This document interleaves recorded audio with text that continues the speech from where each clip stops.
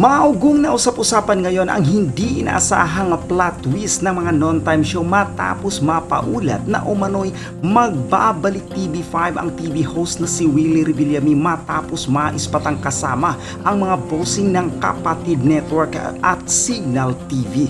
Lumutang ang spekulasyong may bago na ulitahanan ang Wawawin na umalis na sa All TV matapos i-post ng official na Facebook page nito ang pakikipagkita ni Willie kasama ang TV5 at Signal executives. Kung tutusin ay hindi na bago kay Willie ang tumapak sa TV5, minsan na rin niyang naging tahanan ito mula 2010 hanggang 2013 dahil sa mga programang Willing Willie, Will Time Big Time at Wow Wow Willie bago siya umover the bakod sa GMA Network.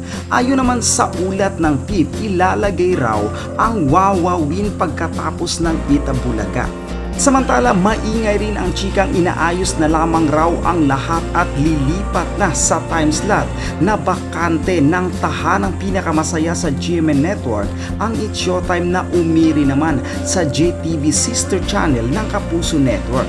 Wala pang kumpirmasyon tungkol dito, subalit batay sa hirit ni Vice Ganda sa isa sa mga episode ng programa, may narinig daw siyang pinag-uusapan mula sa management na tiyak daw na magandang balita para sa kanila at para sa lahat.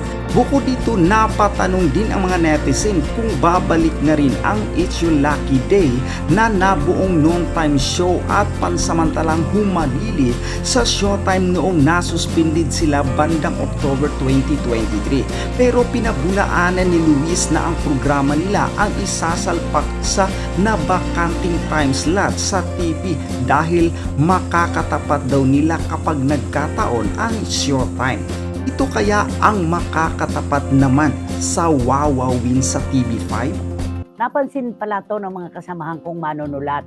Laman ng kanilang mga columns at laman ng mga kwentuhan, yung alam mo yung hindi masyadong tinanggap, hindi gaanong tinanggap ng mga Kapuso stars ang paglalagay ng It's Showtime sa kanilang pantanghaling programa.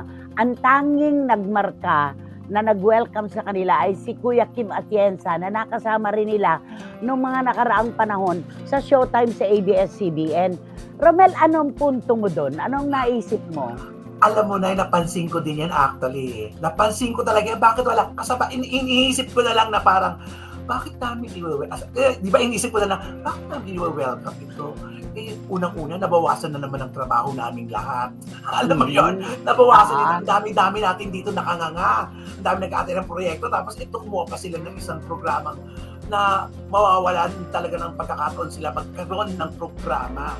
Hindi nga ba tambalitang balita kahit ang promo ng ABS ay hindi pwede sa GMA at ang mga promo naman ng GMA hindi pwede sa It's Showtime, di ba? Dahil sa ABS pa rin yan. At saka syempre, ang dami nilang mga artista na dapat ay binalangkasan na lang ng isang programa para mayroon silang trabaho pero hindi nangyari.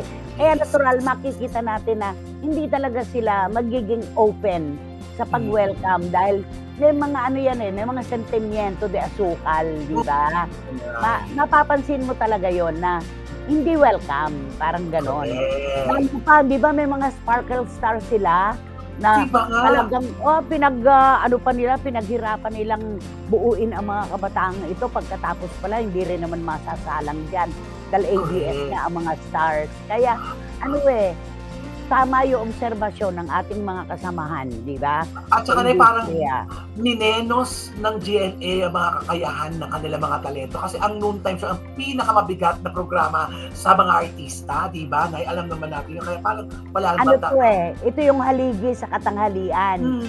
Yung mga susunod, diyan parang humahapay, di ba? Yes. Yung mga serye, diyan hahapay kung mataas ang rating ng lunchtime show, ganun din ang hapay ng mga kasunod. Paano yan ngayon, di ba? Ayan ako, si Juris Doctor Channel, ang aga-aga. Napakaganda talaga ng kanyang sinabi. Mula sa Amerika po ito. Huwag na sanang ipilit pa yung madlang Kapuso dahil napaka-awkward. At saka at the end of the day, GMA Network is running a business. Kaya inilagay kayo dyan. Tigilan na nga mga hanas nyo. Just deliver.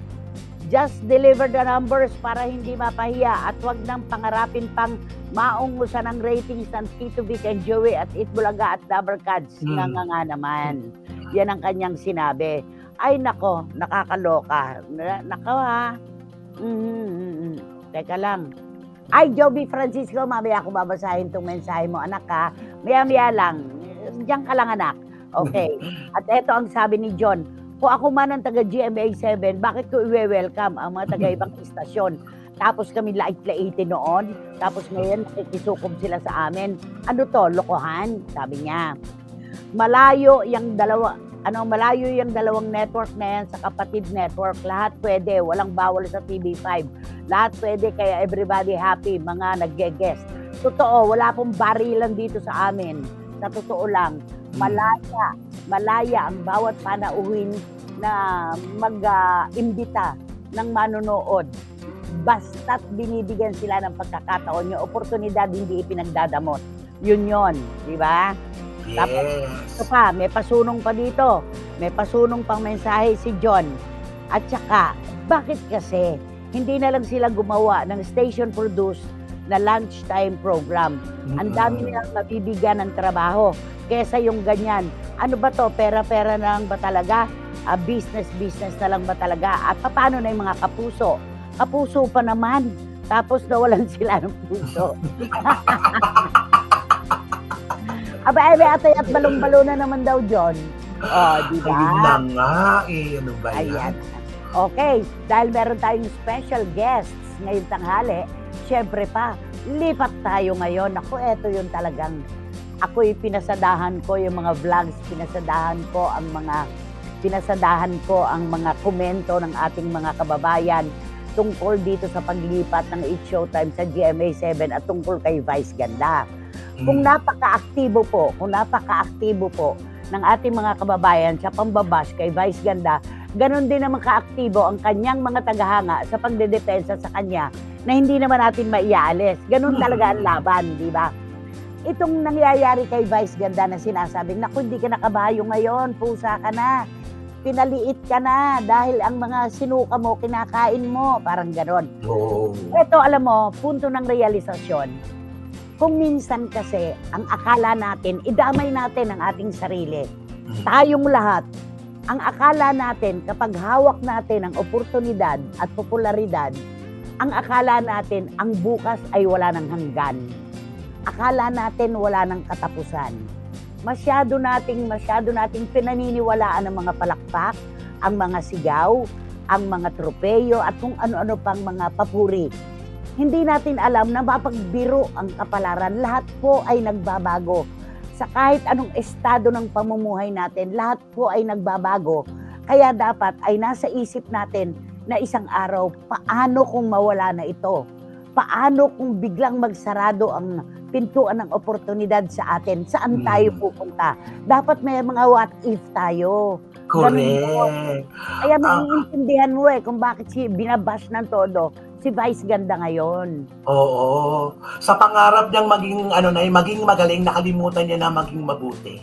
Alam mo yan, yung gusto niyang maging magaling, kaya nakalimutan na ang pagiging mabuti. Kasi gusto niya maging bida lahat eh. Ayaw niya, hindi na siya, Ronel, ako'y laging naniniwala, nakakambal ng inuna ng bawat tao ang kanyang ugali. Kakambal yan, hindi dahil lang sa popularidad, hindi lang dahil sa pera, innate yan eh.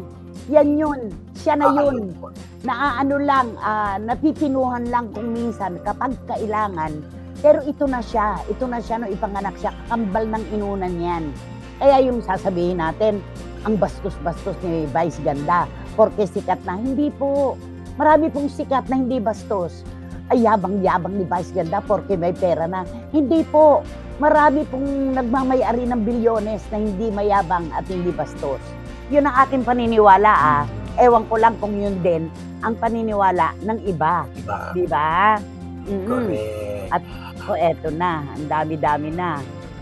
At the end of the day, it goes down to values and moral entertainment. Sabi ni Catherine Amos, ang ating lampadorang reyna ng Sydney. Eto ibabalik ko kay Catherine Amos. Bakit siya?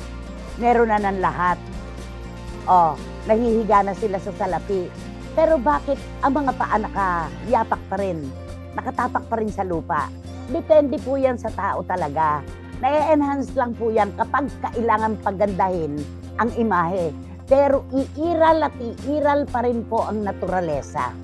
Diba? Likas, kung talagang likas na babae. Mismo. Correct. Oo, kalikasan na yon. Mm. Yun na ang kanyang kanaturalan. Sa bagay, Romel, eto naman lagi kong sinasabi sa'yo at ayoko naman magsinungaling sa publiko.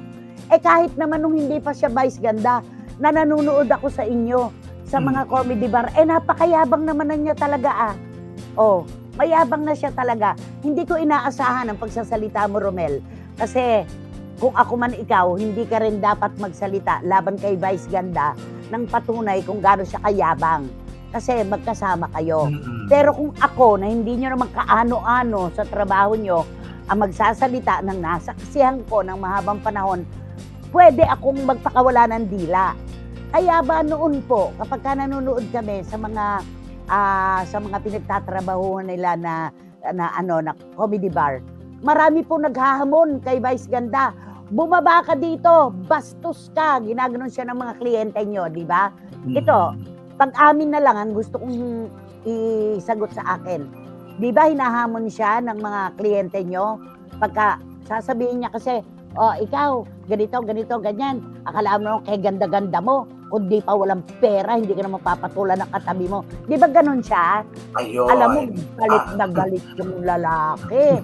Umaba ka dyan, bastos ka. Ay, hindi. Huwag mo rin ako abangan sa labas dahil dito ako matutulog. Yun ang mga sagot niya. Di ba? At ay, nako, tandang-tanda ko yan. Ako pa ba ang makalilimot ng mga ganyan na sitwasyon? Ting Martes kaya, nandun kayo. Kaya marami kami alam mga yun, reporters correct. sa Tuesday Club. At saka, hindi ko rin malilimutan, Romel, yung may mga nangangarap na katulad ninyo, mga personalidad, isinasalang sa inyong comedy bar. Para bang binobonsay niya, parang dinadaan niya sa initiation, pinahihirapan. Ano ang sabi namin? Uy, tigilan mo naman, nakakaawa na. Pagtamblingin mo ng 2 beses, 10, 20, yung mga kasamahan hanggang mahilo-hilo na at manok-ano ka na sa entablado. Tama ba yun, Romel? Kaya ang dami nating maaaring sabihin na palsong ginagawa nitong hambog na si Vice Ganda. Ako talaga, kahit purihin mo pa ako, kahit birahin mo pa ako, kahit ibas pa ako ng mga trolls mo, wala akong pakialam. Mas alam ko ang nasaksihan ko kaysa sa sinasabi lang ng ibang tao. Saksi ako dyan, Romel. Correct. Sabi pa uli ni Catherine Amos, binigyan lang ng good lungs ang It's Showtime ng GMA to survive. But really, It Bulaga will always be the legendary show and will remain to be the heart of millions of Filipinos. Maraming salamat, Catherine. Eto na, nabulabog na tayo, ang dami-dami na. Nung nag-guest lang siya sa Wawawin, ang taas na ng ere niya. And to think, contestant pa lang siya noon, naging judge sila ni Tado sa Showtime. Inaway-away niya, feeling na siya, di pa siya regular sa Showtime that time. Sabi ni Boycie Caragay, ang dami pong makakaalala talaga ng mga kwentong ito. Nanay, noong pa man po, mapagmataas na si Vice Ganda, sabi ni Ruel Barca. At sabi uli ni Catherine, si Vice Bistado, ang pera lang talaga, kahit saan channel yan, hindi yung content ang pinanonood. Kung hindi ang behavior. And sa totoo lang, ramdam ng madla. People, eklatera, si Vice. Okay? Eto pa. Teka, Rebo, eto kasi ang dami. Kailangan nating basahin kasi nag-effort sila. Nice, sa comedy bar pa lang po, matalim na po talaga ang dila niyan sa mga harmful jokes niya. Marami po talagang napipikon. Totoo po yan, tuwang-tuwa yan pagka naiinsulto mga customers niya. Parang walang kapintasan, lalo na salamat po, doktor lang naman siya, sabi ni Dan Clavesillas. At eto pa, nako, ang dami. Ang daming nagsisend ng mensahe. Sabi ni Neneng Putot Gensoli ng LA, rewarding talaga kung palagi kang humble. Dapat i-remind natin yan, si Vice Ganda. Sabi niya. At sabi ni, nako, Grabe. Hindi siya entertaining. She's using other people's expense to be noticed. Advocacy ni Bayot, vice pang bastos, sabi ni Catherine. Catherine, ang puso mo, anak, ha?